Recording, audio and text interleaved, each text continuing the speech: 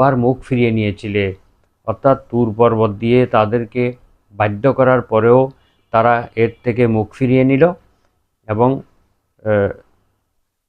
মুখ ফিরিয়ে নিল।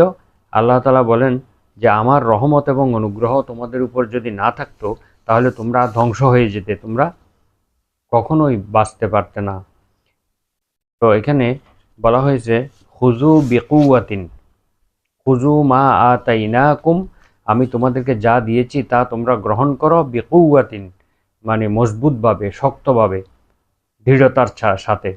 তো এখানে মা আতাইনাকুম বলতে আমি তোমাদেরকে যা দিয়েছি তা হচ্ছে তওরাত এবং তওরাতের বিধিবিধানকে বোঝানো হয়েছে। বেকুয়াতিন মানে মজবুতভাবে, শক্তভাবে, অবহেলার সাথে নয়, এটাকে কোনো ঐচ্ছিকভাবে নয়, বরং এটাকে ফরজ হিসেবে, অবশ্য কর্তব্য হিসেবে, অবশ্য পালনীয় হিসেবে তোমরা এটা গ্রহণ করো, তাহলেই তোমরা তাকওয়া অর্জন করতে পারবে, জাহান্নাম থেকে মুক্তি পাবে। এখানে একটি সন্দেহের অপসারণ করা দরকার, যা হচ্ছে পবিত্র কোরআনে বলা হয়েছে লা ইকরাহা ফিদ্দীন, ধর্মের ব্যাপারে কোনো জবরদস্তি নেই।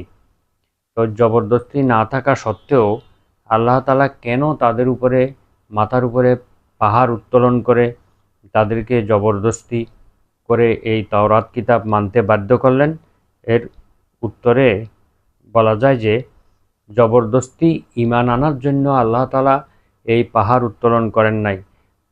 তারা ইতোপূর্বে স্বেচ্ছায় তারা ইসলাম গ্রহণ করেছিল। ইসলাম গ্রহণ করার পরে যখন আল্লাহর বিধিবিধান কেউ মানতে চায় না বা আল্লাহর বিধানের বিরুদ্ধে বিদ্রোহ করে, তখন তাদের উপরে এইরূপ বাধ্যবাধকতা আরোপ করা, এটা ইসলামের বিধানেও এটা রয়েছে। প্রত্যেক রাষ্ট্রবিদ্রোহীদের শাস্তি সাধারণ দুষ্কৃতকারী এবং অপরাধী থেকে ভিন্ন হয়ে থাকে। যারা রাষ্ট্রদ্রোহী হয় তাদের শাস্তি মৃত্যুদণ্ড হয়। অনুরূপভাবে যারা ইসলাম গ্রহণ করার পরে ইসলামের বিরোধিতা করে বা ইসলামকে অস্বীকার করে, ইসলামকে ত্যাগ করে, তখন তাদের শাস্তি রাষ্ট্রদ্রোহিতার শাস্তি। এই জন্য এই বনী ইসরায়েলদের উপরে পাহাড় উত্তোলন করে আল্লাহ তাআলা তাদেরকে বিধিবিধান মানতে বাধ্য করেছেন।